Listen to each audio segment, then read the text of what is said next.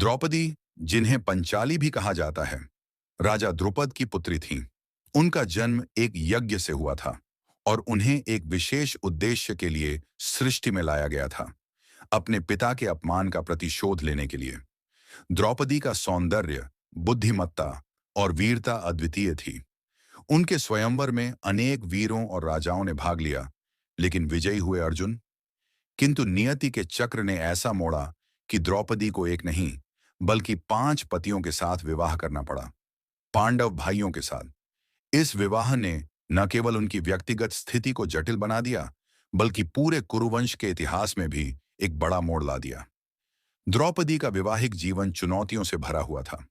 5 पतियों के साथ संतुलन बनाना, अपनी मर्यादा और आदर्शों को बनाए रखना और एक रानी के रूप में अपने कर्तव्यों का पालन करना।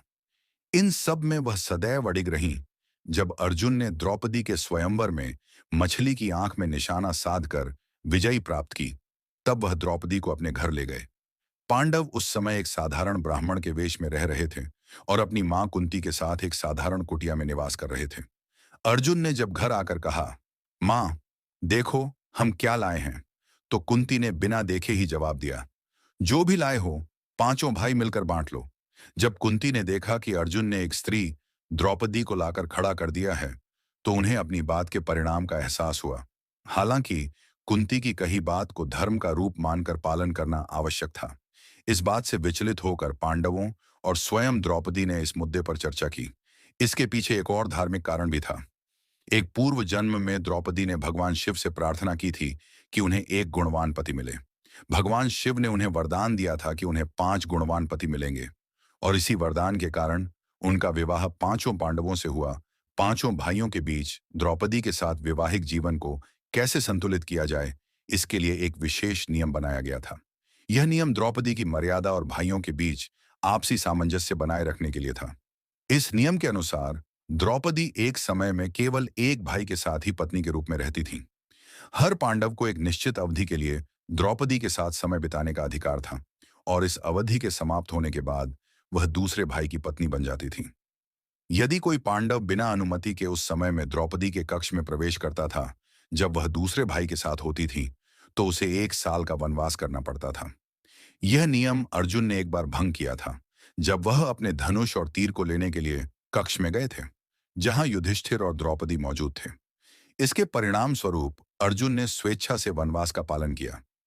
यह व्यवस्था न केवल द्रौपदी के सम्मान की रक्षा करती थी, बल्कि पांचों भाइयों के बीच झगड़े और ईर्ष्या से बचने में भी सहायक थी। इस तरह की व्यवस्था एक मजबूत अनुशासन और मर्यादा को बनाए रखने का प्रतीक थी, जो बताती है कि किस तरह से पांडव भाइयों ने एक दूसरे का सम्मान किया और अपनी पत्नी के साथ संबंधों में मर्यादा का पालन किया।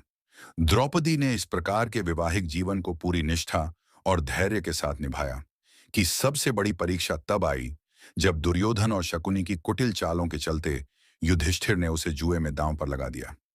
शकुनी, जो दुर्योधन का मामा था, चालाक और धोखेबाज था। उसने दुर्योधन को यह सुझाव दिया कि वह युधिष्ठिर को जुए के खेल में बुलाए, क्योंकि उसे युधिष्ठिर के जुए में फंसने की कमजोरी का पता था। शकुनी ने खुद खेल खेलने की योजना बनाई ताकि वह अपनी चालाकी से पांडवों को हराकर उन्हें हर चीज से वंचित कर सके। जुए के खेल में शकुनी ने चालाकी से पांसे फेंककर युधिष्ठिर को हर बार हराया। युधिष्ठिर ने एक एक कर अपनी सारी संपत्ति, राज्य, भाइयों और अंत में अपनी पत्नी द्रौपदी को भी दांव पर लगा दिया।